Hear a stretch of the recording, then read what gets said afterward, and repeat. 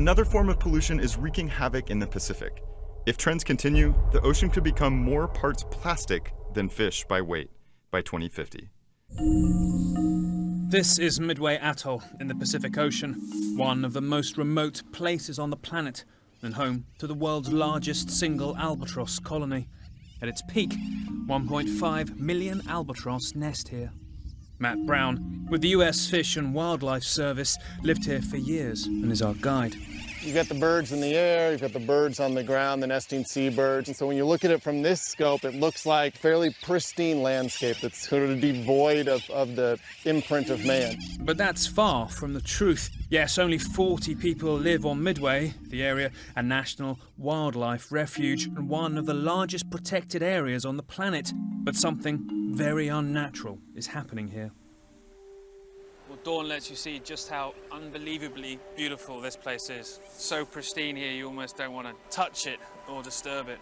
But the tide has left a line of trash all along the beach here, pretty much as far as your eye can see. We're 1,300 miles from the nearest city, but the shores here are littered with scraps from the modern world. A shoe, a helmet, a shampoo bottle, even a plastic mannequin's head. What is that? Who knows? Tea, something's warmed up in the sun. I wouldn't open it. No, I'm not going to open it. Don't worry, it's fine. It's all right. Since 1999, NOAA has removed 125 metric tons of debris from Midway.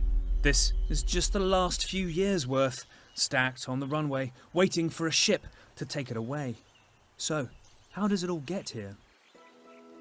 North Pacific gyre swirls between Asia and North America. And as it does, it collects trash and garbage from the coast of Asia, from the coast of North America, and that all swirls down towards the middle, which is where Midway sits. And we're like the fingers of a comb or a giant sieve here. So as that current swings around, we are seeing tons and tons of garbage collect on our beach. What collects on the beach is just part of the problem. To fully understand how polluted our oceans are, we turn to Midway's main resident, the Laysan albatross. This is a bird that spends 90+% of its life in the ocean, on the water, forages across the breadth of the Pacific to capture food and come back to their chicks here on this island. Devoid of predators, devoid of people, it is the perfect location. Still, natural selection claims the lives of thousands of albatross chicks every year.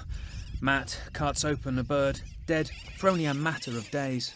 So as you open it up, you can see that's incredible. All that plastic that's inside this bird. The same colours that distinguish this brand make it appeal to birds as food too. It's the colour of squid. In a healthy, perfectly pristine ocean, they're grabbing squid, they're grabbing fish eggs, and then they fly back here and they feed that to their chick. The problem is they've eaten a cigarette lighter. They'll fly that all the way back from the center of the ocean and feed it to their chick here. When we find chicks that didn't make it and you look as the carcass decomposes, the feathers will dissolve, the bones will dissolve, but what's left behind is that plastic. You get this perfect little circle of a bottle cap and a piece of broken spoon and a lighter. Pick up a handful of dirt virtually anywhere on the island and you'll find bits of plastic. Every year, albatross adults bring 5 tons of plastic back to Midway, along with the food they're trying to feed their chicks. Despite these challenges, Midway is considered a success story in conservation. We have made this as perfect a habitat as we can for albatross, and we've seen those numbers increase. The problem is the things that we can't control. These islands are slowly disappearing because of global sea level rise. They're impacted by illegal fishing industries. The plastics that the birds bring in take the place of valuable food that they need. The threats to these birds are beyond the shores of Midway. The threats to these birds are global.